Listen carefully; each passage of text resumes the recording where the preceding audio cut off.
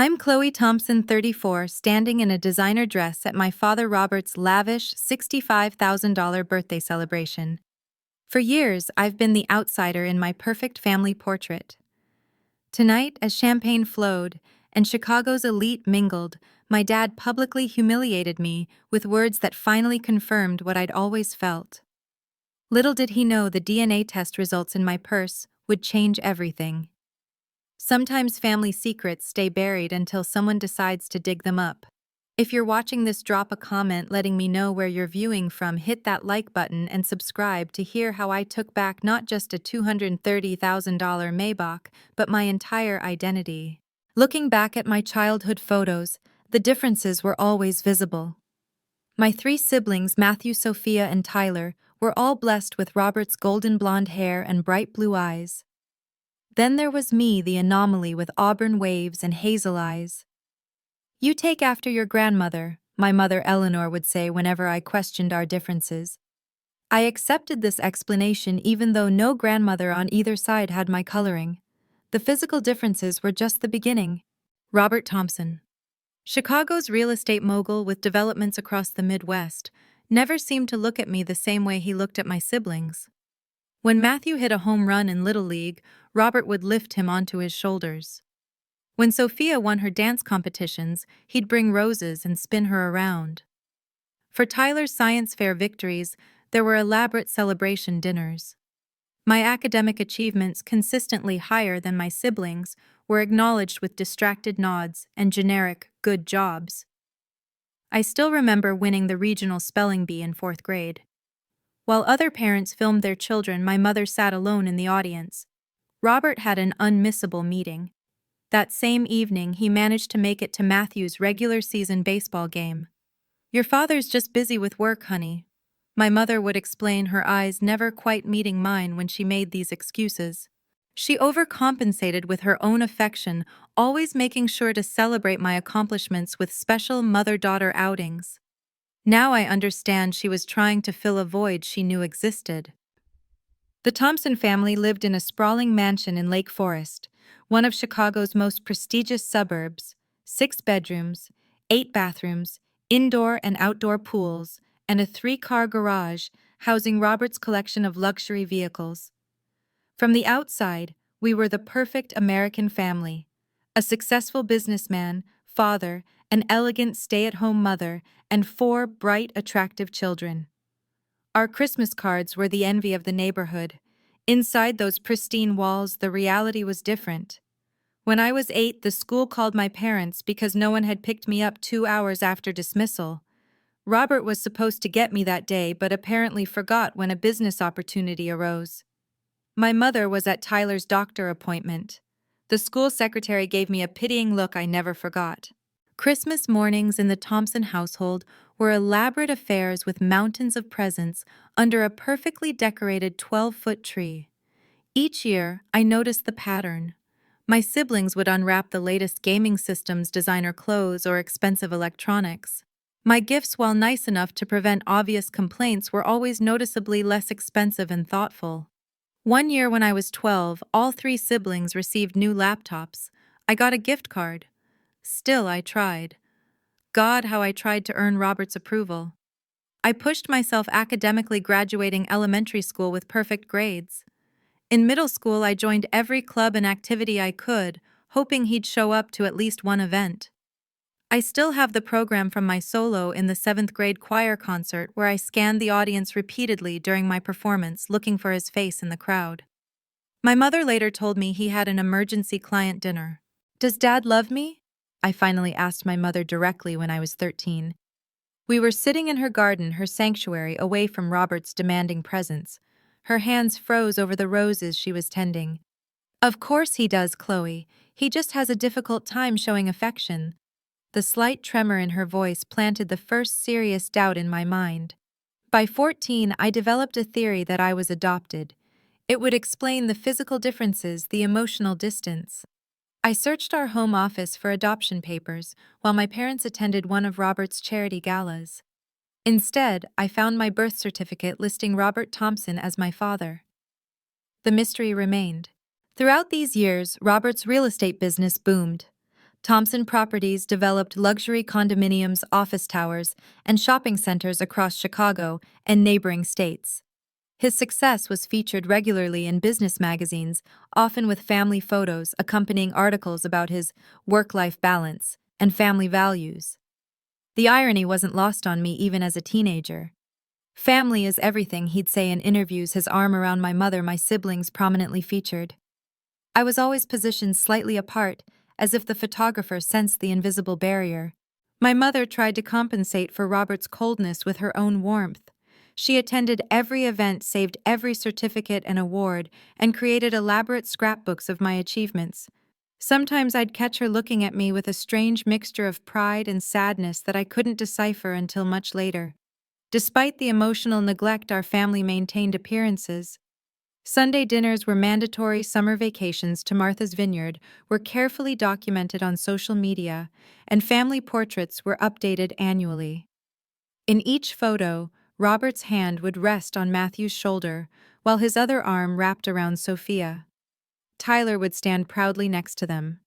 I was always positioned slightly apart, usually beside my mother. I learned to live with it, to accept the subtle rejections as normal. I convinced myself that perhaps Robert was just harder on me because he saw more potential. Maybe his distance was a form of respect for my independence. Children are remarkably skilled at creating narratives that protect them from painful truths. By the time I entered high school, I had perfected the art of seeking validation elsewhere. Teachers became my surrogate parents, their praise filling some of the emptiness left by Robert's indifference. Yet nothing quite healed the wound of watching my father beam with pride at my siblings, while barely acknowledging my existence. High school should have been a fresh start, but the patterns established in childhood only intensified. I threw myself into academics with fervor, graduating as valedictorian of my class, while my siblings maintained respectable B averages that satisfied Robert. My perfect 4.0 GPA and SAT scores in the 99th percentile barely registered on his radar. "Not everyone needs to be an academic overachiever, Chloe," he commented during a dinner where my report card was briefly discussed before quickly moving on to Matthew's football scholarship prospects. The dismissal of my achievements stung more than outright criticism would have.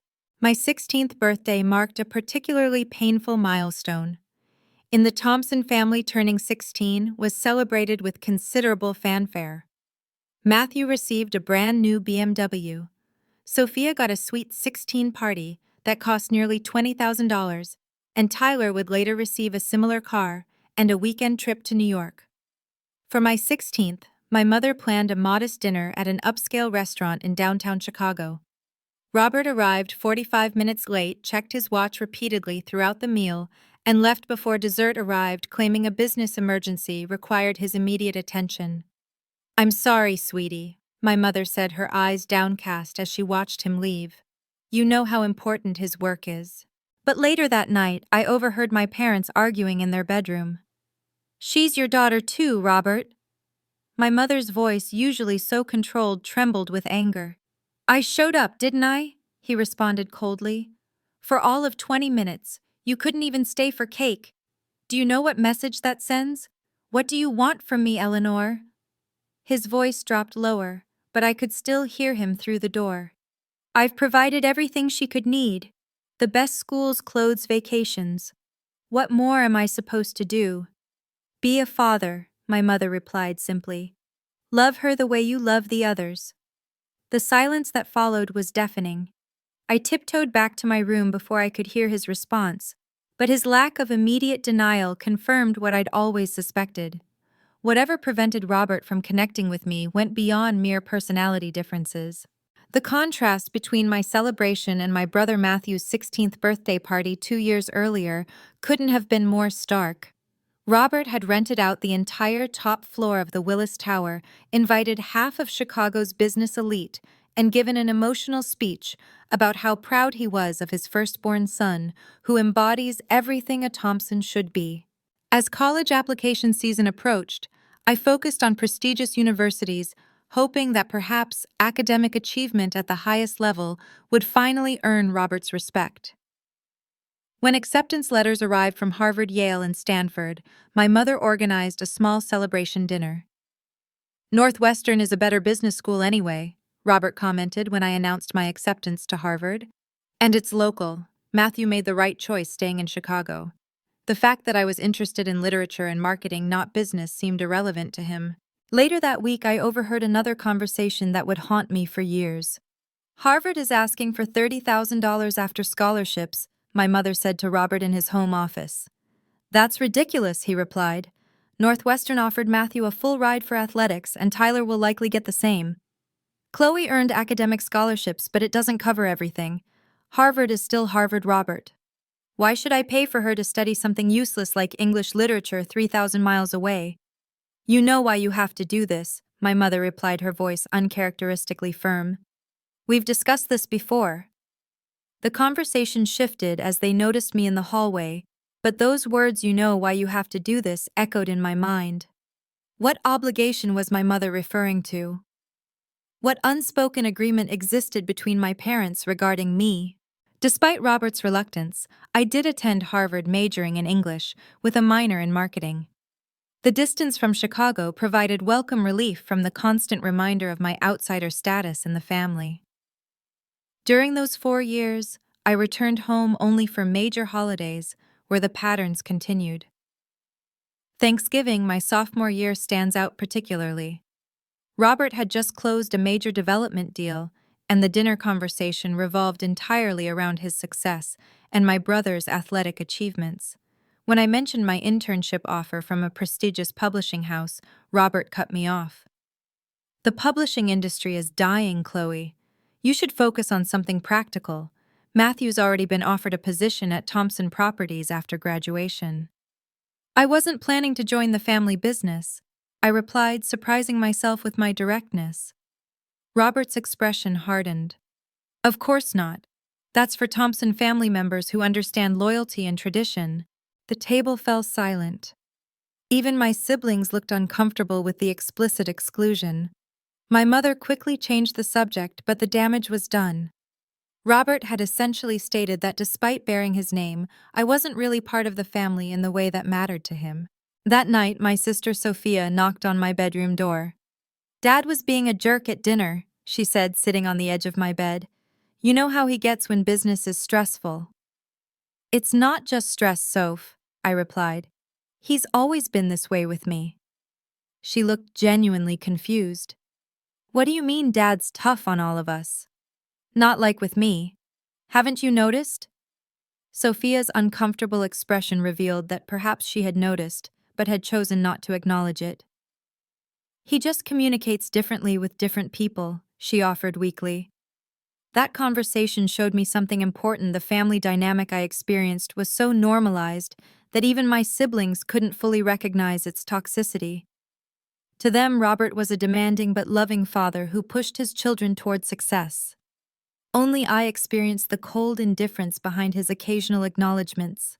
By the time I graduated from Harvard, summa cum laude, I had already decided to make my own way in the world.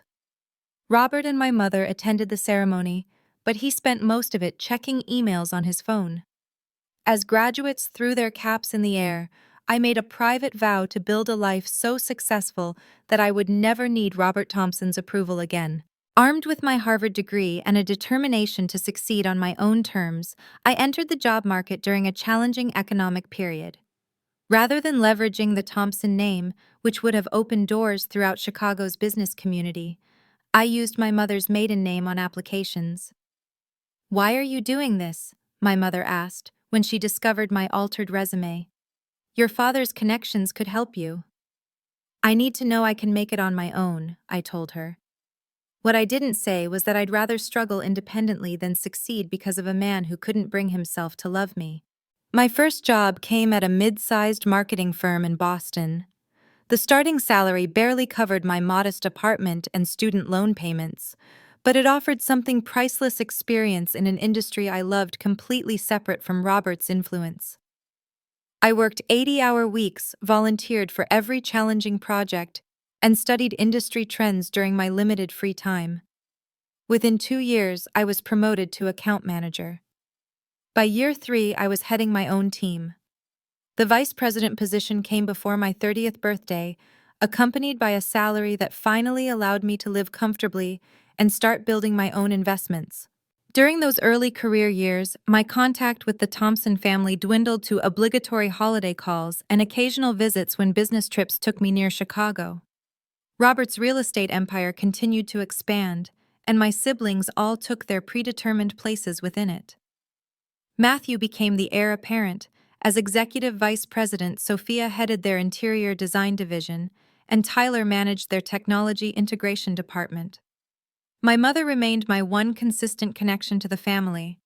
We spoke weekly, and she visited me in Boston twice a year, always without Robert. During these visits, she seemed more relaxed, more authentic somehow, away from the carefully maintained facade of Thompson family perfection. "Your father asks about you," she claimed during one such visit, though the details she shared about these supposed inquiries were always vague and unconvincing. "He has my number," I replied simply. He never called. At 31, I made the leap from employee to entrepreneur, founding Horizon Marketing Partners, specializing in digital strategy for luxury brands. The risk paid off beyond my expectations. Within 18 months, we expanded from 3 employees to 23, with offices in Boston and New York. My client list included names that impressed even Robert's social circle, though I never leveraged these connections for family approval. Financial success brought personal freedom. I purchased a luxury condo in downtown Boston with floor-to-ceiling windows overlooking the harbor. My investment portfolio grew steadily. For the first time, I experienced what it meant to be valued for my actual contributions, rather than measured against impossible familial expectations. It was during this period of professional ascendancy that I met Jacob. Unlike previous relationships that had faltered partly due to my workaholic tendencies and partly due to my guarded nature, this connection felt different from the start. Jacob, a corporate attorney with a psychology background, saw through my carefully constructed independence to the unhealed wounds beneath. 3 months into our relationship, after listening to stories about my family, he gently suggested therapy. "You've achieved remarkable success by conventional standards," he observed, "but I see how the mention of your family, especially your father, changes you. Have you considered talking to someone about it?" Initially resistant, I eventually agreed. Dr. Evans, a family therapist specializing in adult children of emotionally absent parents, helped me recognize patterns I'd normalized throughout my life: the hyperachievement, the difficulty, accepting praise, the fear of vulnerability. All traced back to the fundamental question I'd never been able to answer. Why couldn't my father love me? Sometimes there isn't a rational explanation for a parent's inability to connect with a child, Dr. Evans explained during one session. But sometimes there are concrete reasons that have nothing to do with the child's worthiness of love. Like what, I asked? Family secrets, circumstances of birth, projections of their own inadequacies. She paused thoughtfully. Have you ever considered the possibility that there might be a reason beyond personality differences for your father's distance? The question hung in the air. Jacob had suggested something similar months earlier, the possibility that Robert might not be my biological father. I dismissed it then, but now in the context of therapy, the idea resurfaced with new significance. My birth certificate lists him as my father, I said weakly. Birth certificates record legal parentage, not necessarily biological reality, Dr. Evans replied gently. The seed was planted, though I initially resisted its implications. What would it mean if the man who had rejected me my entire life wasn't actually my father? Would it explain his coldness, or merely complicate an already painful family dynamic? Jacob supported me through these difficult therapy sessions, never pushing but always offering perspective when asked. Unlike previous partners who'd been intimidated by my success or put off by my emotional guardedness, he seemed to understand that my achievements and defenses were two sides of the same coin. "You don't have to solve the mystery of your family to be worthy of love," he told me one evening as we watched the sunset from my condo. But if knowing would bring you peace, I'm with you every step of the way. For months, I contemplated the possibility without taking action. My company expanded to Chicago, a business decision I'd resisted for years to avoid Robert's territory. The new office brought me back to my hometown more frequently, though I maintained my primary residence in Boston. During these Chicago visits, I occasionally saw my siblings. Our relationships had evolved into a cordial distance. Christmas cards, birthday texts, and rare dinners when schedules aligned. They seemed genuinely proud of my success, if somewhat confused by my complete separation from the family business. "Dad mentions your company sometimes," Matthew told me during one such dinner. "He saw your feature in Forbes." "Did he?" I replied, hating that, after everything, his potential approval still affected me. "You should come by the house next time you're in town," he suggested. "Things change. People change." I doubted Robert had changed, but I found myself wondering if perhaps I had changed enough to face him on equal footing. My company now rivaled certain divisions of Thompson Properties in annual revenue. I'd built my success without his name or connections. Maybe it was time to resolve the past and move forward. Life, however, had other plans. Before I could decide whether to reconnect with Robert, my mother called with news that would change everything. "It's cancer," my mother said, her voice steady, despite delivering such devastating news. "Stage 3 breast cancer. The doctors are optimistic, but the treatment will be aggressive."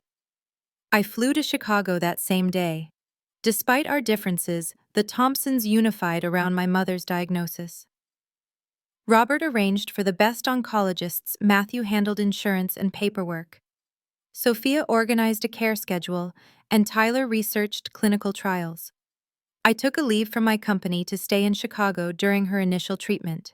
Seeing Robert again after years of limited contact was jarring. He had aged, gray now dominating his once blonde hairlines etched deeply around his eyes. He acknowledged me with a nod when I arrived at the hospital, but maintained his distance, focusing entirely on my mother's care. On the third day of her hospital stay, an incident occurred that would ultimately unravel decades of secrecy. A nurse came to draw blood for additional tests, checking my mother's wristband and chart. "We'll need to type her blood again," she mentioned. "There seems to be a discrepancy in the records." "She's O negative," I said, automatically remembering this fact from childhood discussions about our family's blood types. Robert and my siblings were all A positive, while my mother and I shared the rarer O negative type. The nurse looked up surprised. "Are you related? You have the same blood type." "I'm her daughter," I replied. "Oh." The nurse looked genuinely confused. "I assumed you were a friend." The patient's husband mentioned that all their children have his blood type. After she left, I sat with this information pieces clicking into place. Basic biology classes had taught me enough to know that if Robert were A positive and my mother O negative, their children could be either A positive or O negative. The fact that my siblings were all A positive while I was O negative wasn't impossible, but combined with everything else, it added another piece to the puzzle. During the weeks of my mother's initial treatment, I purchased an ancestry DNA test. I told myself it was mere curiosity, a distraction during hospital waiting room hours. The reality was that I needed to know the truth, whatever it might be. When the results arrived 6 weeks later, I opened them alone in my hotel room. The ethnicity breakdown showed nothing surprising. Predominantly Western European ancestry, matching what I knew of both the Thompson and my mother's family. The truly revealing information came in the DNA matches section. There listed clearly were my mother and all 3 siblings with the expected percentages for a mother and half-siblings. Robert Thompson was notably absent from my genetic relatives. I sat with this information for days, unsure how to proceed. My mother's condition had stabilized after her second round of chemotherapy. Her prognosis was improving, but she remained physically vulnerable. Was this the right time to confront decades of deception? Eventually, I chose a quiet afternoon when she was feeling relatively strong and we were alone in her hospital room. "Mom," I began carefully, "I need to ask you something important, and I need the truth." Perhaps she read something in my expression, or perhaps she'd been expecting this conversation for years, but understanding dawned in her eyes before I even showed her the DNA test results. "Is Robert my biological father?" I asked directly. Tears filled her eyes. "Oh, Chloe," she whispered, reaching for my hand. "I always knew this day might come." The story emerged slowly, painfully. Shortly before her engagement to Robert, my mother had reconnected with an old boyfriend, Daniel Carter. One night of nostalgia and champagne led to an unplanned pregnancy. By the time she discovered she was expecting, she and Robert had already announced their engagement. "Robert agreed to raise you as his own," she explained, tears streaming down her face. "But he made me promise never to tell anyone, including you. He was building his business, cultivating an image. A pregnant fiancée was problematic enough without adding infidelity to the story." "Did he ever plan to tell me?" I asked, though I already knew the answer. "He thought it was kinder not to," she said weakly. "He tried, Chloe. In the beginning, he really tried to love you the same way, but he couldn't. Or wouldn't." The distinction hardly mattered after decades of emotional neglect. "Who is Daniel Carter?" I asked. "Is he still alive? Does he know about me?" My mother shook her head. "He moved to California before you were born. I never told him. Robert insisted we make a clean break." She hesitated. "I looked him up online a few years ago. He passed away in 2015. Heart attack." The revelation that my biological father had died without ever knowing I existed hit me unexpectedly hard. A connection I never knew I had was permanently severed before I could even acknowledge it. "Please," my mother begged, gripping my hand weakly. "Don't tell anyone yet. Not while I'm fighting this. I couldn't bear the family falling apart right now." Despite my anger at decades of deception, I couldn't deny her request. She needed family unity to face cancer. The truth had waited 34 years. It could wait a few more months. Throughout her treatment, I maintained the facade.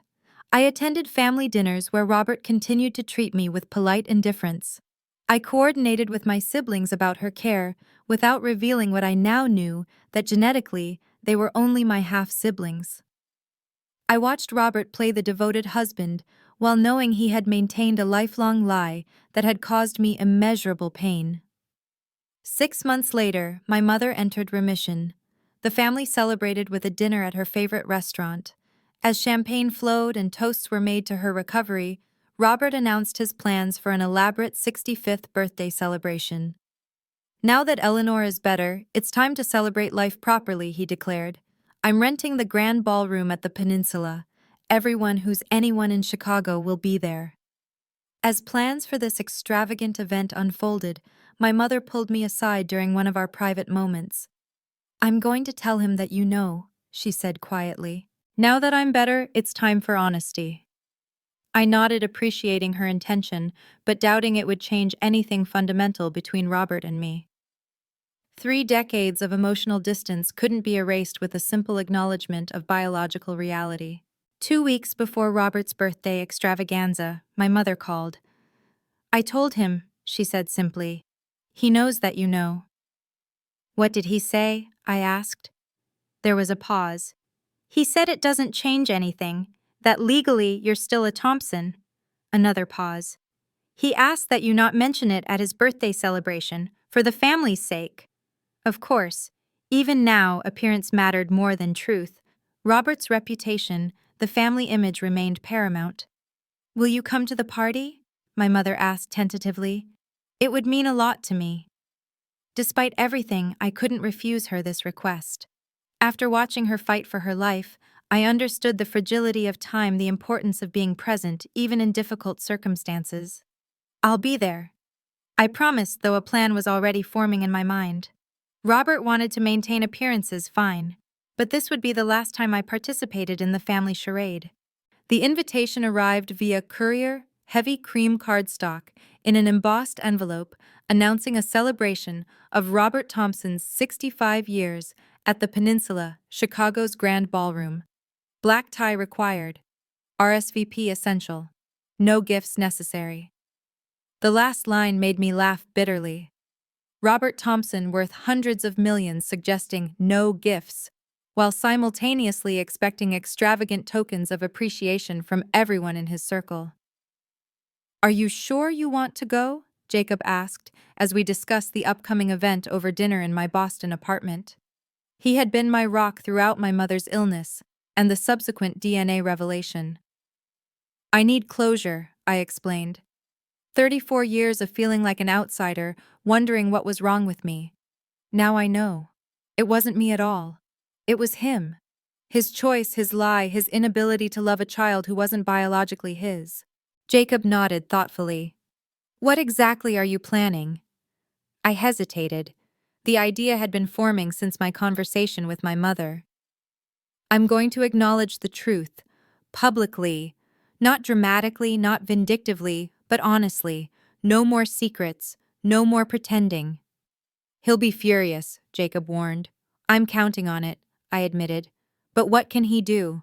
Disown me? I've never been a true daughter to him anyway." Jacob took my hand across the table. "I'll be right beside you, whatever you decide." Having him in my corner made all the difference. Together we strategized my approach to the party. It would be dignified but unmistakable, the truth finally spoken aloud in the very social circle Robert had been protecting with his lies. With 2 weeks until the event, I threw myself into preparations. The outfit was crucial. I wanted to look successful, confident, completely self-sufficient. After visiting several high-end boutiques, I selected a striking emerald green evening gown from a designer whose marketing campaign my company had recently managed. The color highlighted my auburn hair, the very feature that had always set me apart from the blonde Thompson clan. Next came the matter of a gift. Despite the invitation's suggestion, showing up empty-handed wasn't an option. What do you give the man who has everything but has given you nothing of what truly matters?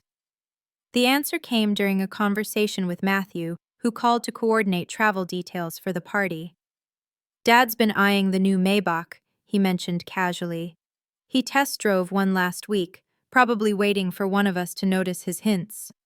The new Mercedes Maybach S-Class, a vehicle priced around $230,000.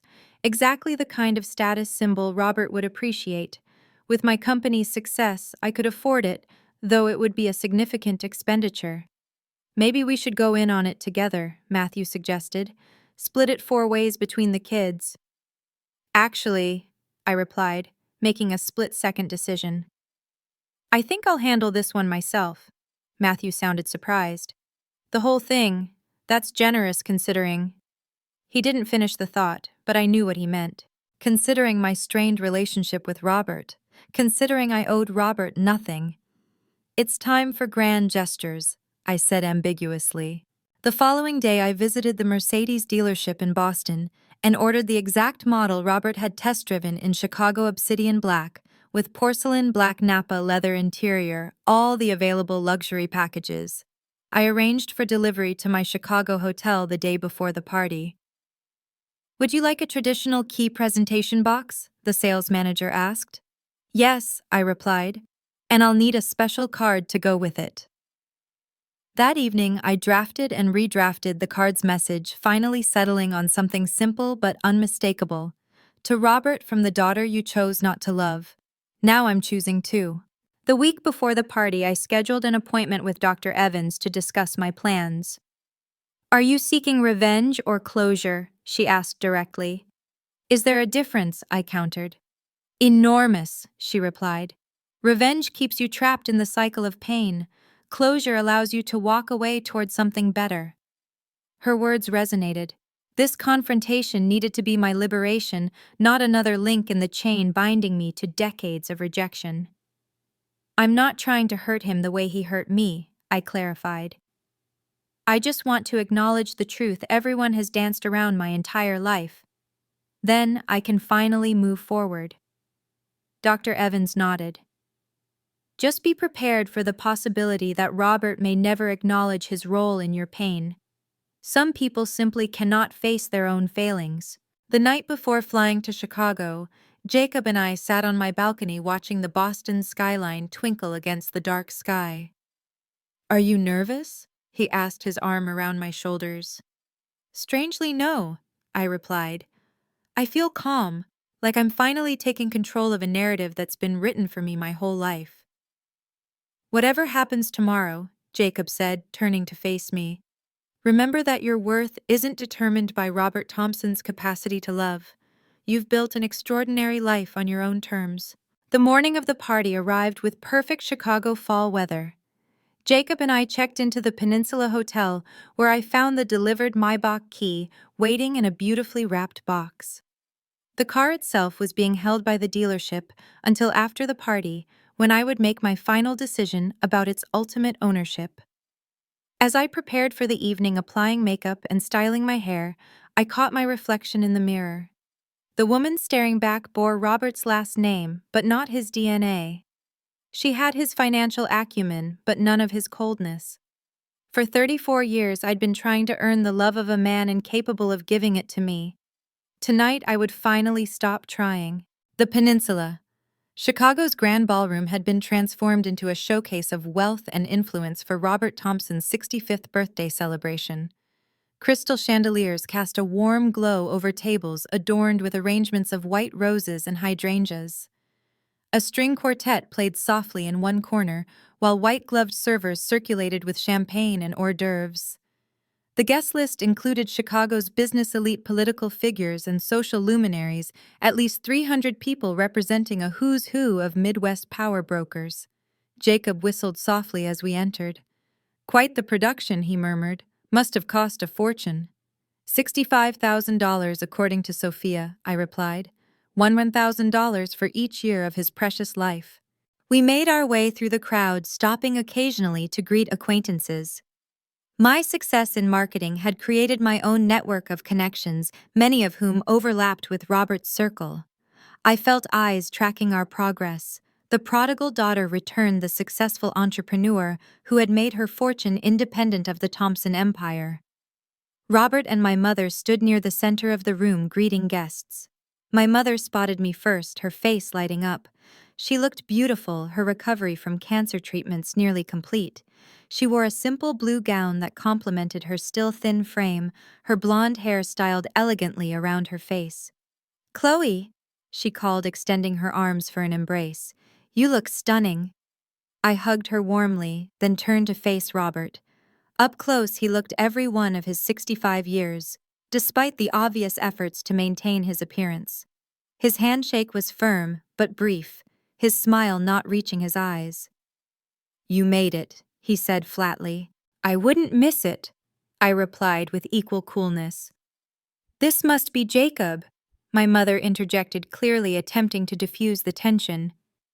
"We've heard so much about you." As Jacob chatted with my mother, Robert leaned closer to me.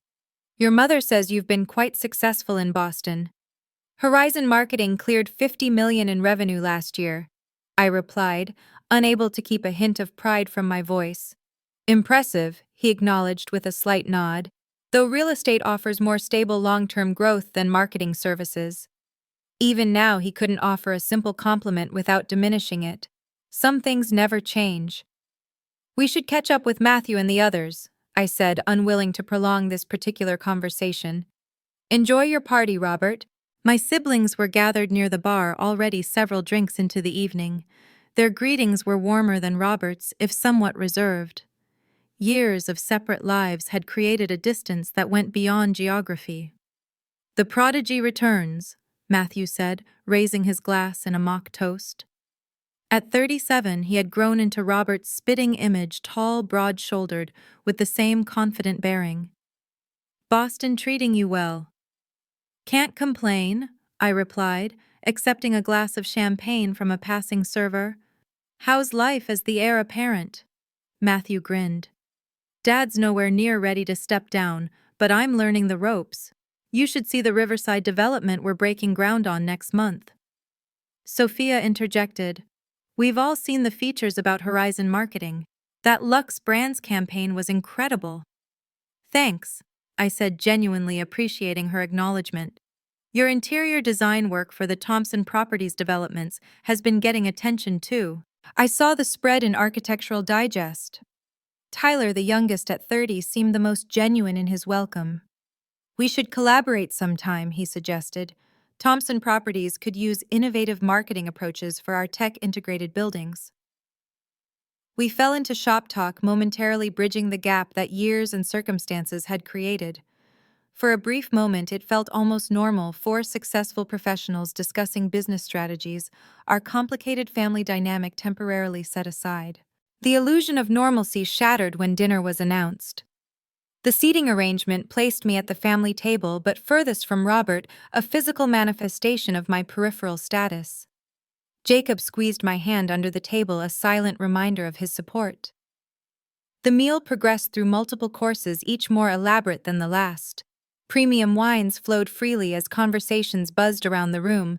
From my position, I could observe Robert holding court perfectly at ease as the center of attention. This was his element, surrounded by admirers, his carefully cultivated image of successful businessman and family man on full display. After the dessert course, the moment I had been both dreading and anticipating arrived. Robert stood gently tapping his crystal glass for attention. The room gradually fell silent as all eyes turned toward him. "Thank you all for coming tonight," he began, his voice strong and confident. "Reaching 65 years is a milestone that invites reflection. I've been extraordinarily fortunate in both business and family." He proceeded to recount highlights from his career, the founding of Thompson Properties, key developments that had transformed Chicago's Skyline Awards, and recognitions accumulated over 4 decades in real estate. The crowd listened attentively, occasionally applauding his achievements. Then he shifted to family. "But no success in business compares to the joy of family. My wife, Eleanor," he gestured toward my mother, who smiled dutifully, "has been my partner in everything for 38 wonderful years. Her recent health challenges reminded us all how precious our time together truly is." A murmur of sympathy rippled through the room as guests nodded in agreement. "And my children," Robert continued, his gaze moving to my siblings, "have been my greatest legacy. Matthew, who has shown such promise in continuing the Thompson Properties tradition. Sophia, whose design vision has elevated our developments to art. Tyler, whose technological innovations are preparing our company for the future." His gaze then shifted to me, and I felt the temperature in the room drop several degrees. There was a brief, pregnant pause. "And Chloe," he said, his tone noticeably cooler, "who chose her own path away from the family business." Another pause, then the words that would change everything. "I'm proud of all my children, except her. Never quite fit in, did you, Chloe?" The room went completely silent. Guests exchanged uncomfortable glances. My mother's face drained of color. My siblings looked shocked, clearly not expecting such a public repudiation. In that moment, something crystallized within me.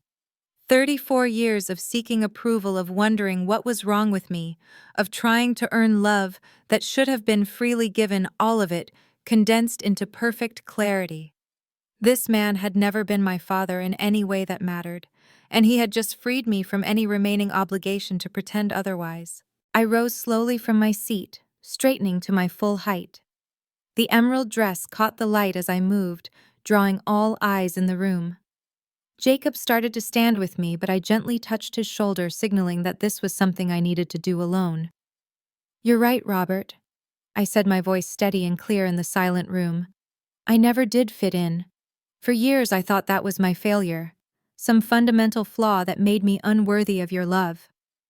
I reached into my evening bag and withdrew the DNA test results I'd brought for exactly this moment. The papers made a soft sound as I unfolded them. "But now I understand. It wasn't my failure at all. It was yours." I walked slowly around the table, approaching Robert directly. My heels clicked against the marble floor, each step deliberate, measured. "You couldn't love me because every time you looked at me, I reminded you of a truth you couldn't face." I placed the DNA results on the table before him. "I wasn't your biological daughter, but I was still a child who deserved love, not 3 decades of calculated indifference." Gasps and whispers erupted around the room. Robert's face flushed deep red, his knuckles white around his champagne glass. "This is hardly the time or place," he began, his voice low and threatening. You chose the time and place when you publicly humiliated me in front of 300 guests, I interrupted. For 34 years, I've lived with your rejection. I've achieved success you never acknowledged, built a life you never valued, and finally discovered a truth you never had the courage to tell me. I turned to address the stunned crowd, many of whom were now watching with undisguised fascination. The perfect Thompson family image has always been just that, an image. A carefully constructed facade, hiding the reality that Robert Thompson could not love a child who didn't share his DNA despite raising her as his own. Returning my attention to Robert, I reached for the gift box containing the Maybach key. I brought you a gift.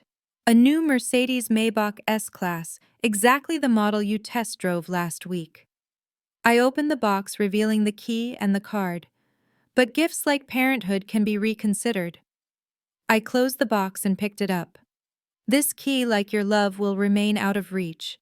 Some things once revealed can't be wrapped up again in pretty packages. Robert stood abruptly, his chair scraping loudly against the floor. Enough, he hissed. You've made your point. Actually, I've only just started finding my voice, I replied calmly. But you're right about one thing.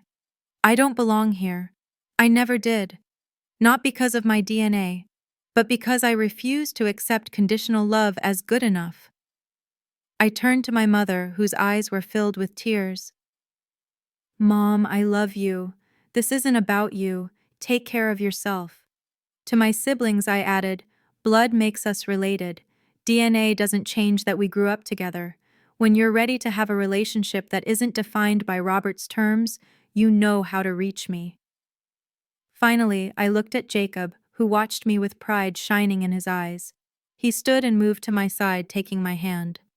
Thank you all for the clarity this evening has provided. I addressed the room one final time.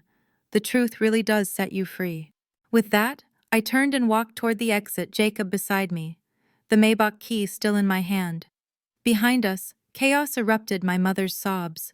Robert's attempts to regain control of the room, guests murmuring in shocked disbelief.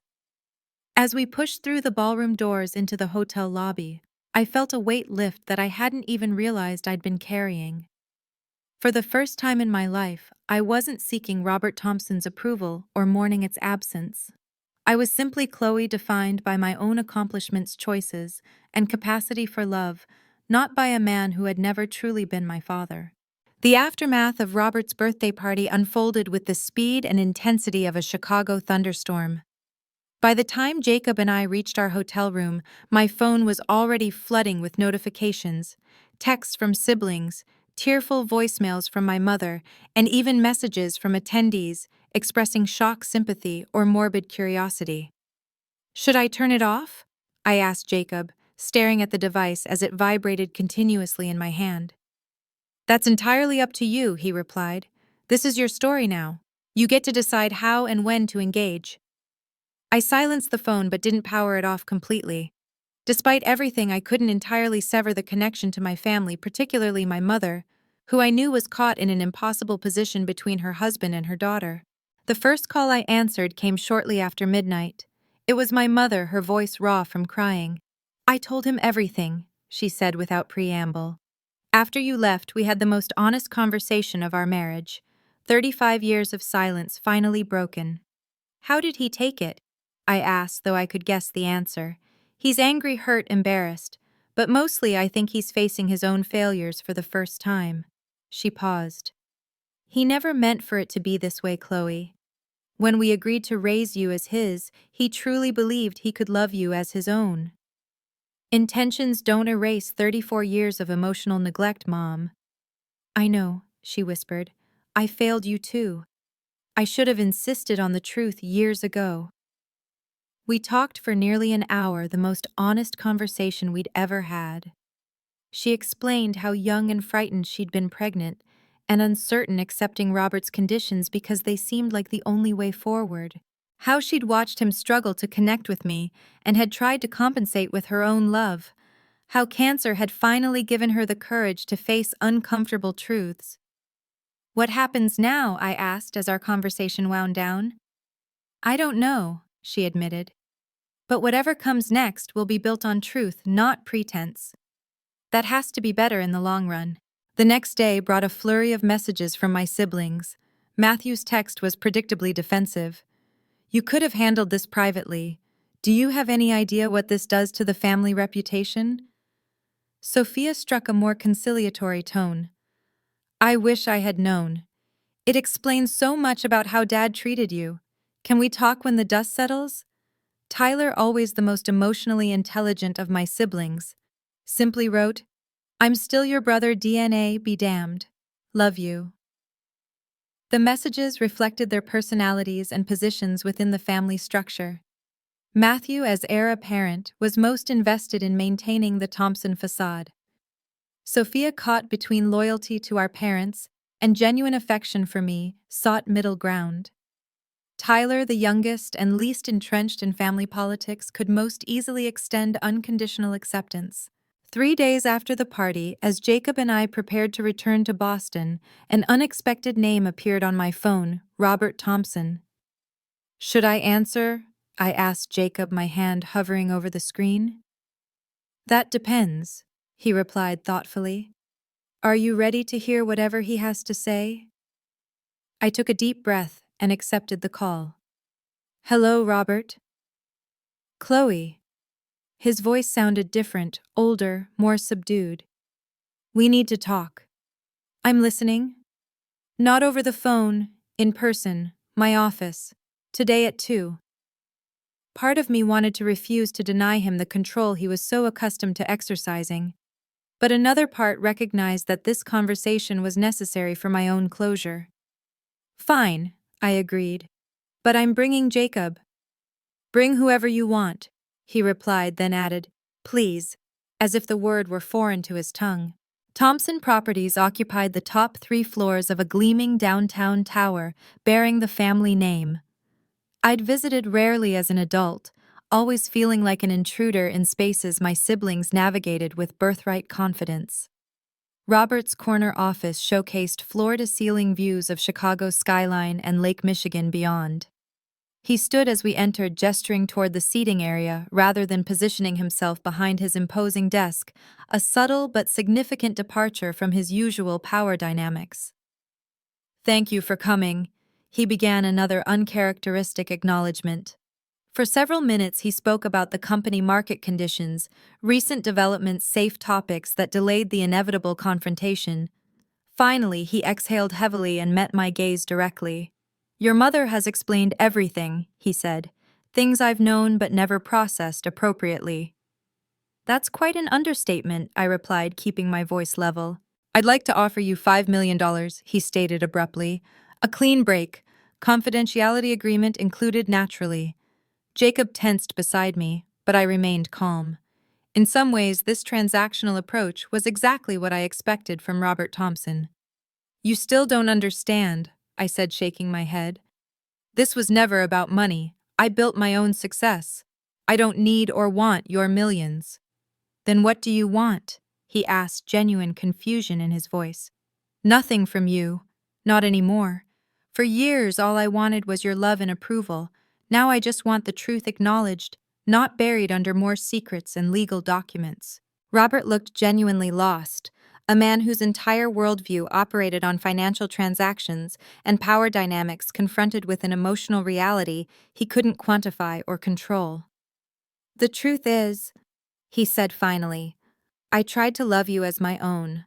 But every time I looked at you, I saw another man. My pride. It got in the way.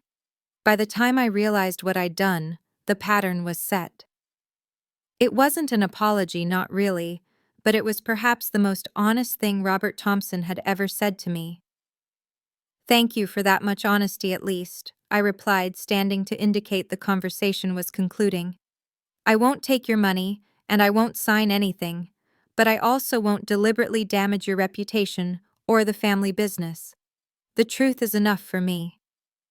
As Jacob and I walked toward the door, Robert called after me. What will you do now?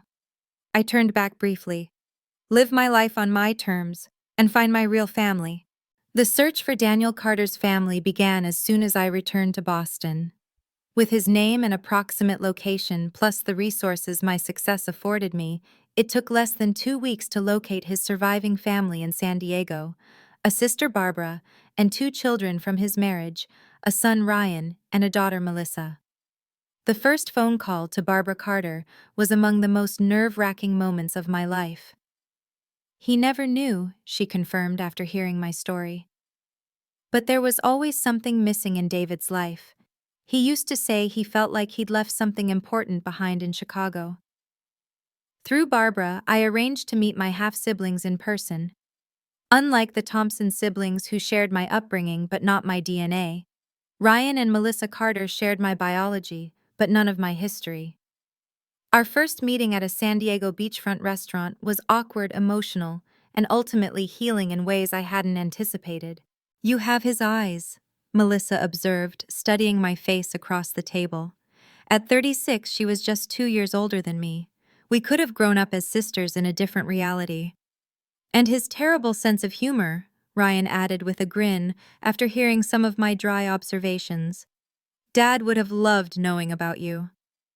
They shared stories about Daniel, his career as an architect, his passion for sailing, his devotion to his children. They showed me photographs, pointed out resemblances, and invited me into their lives with an openness that contrasted sharply with my Thompson experience. "He wasn't perfect," Ryan acknowledged, "but he loved deeply. That much I know for certain."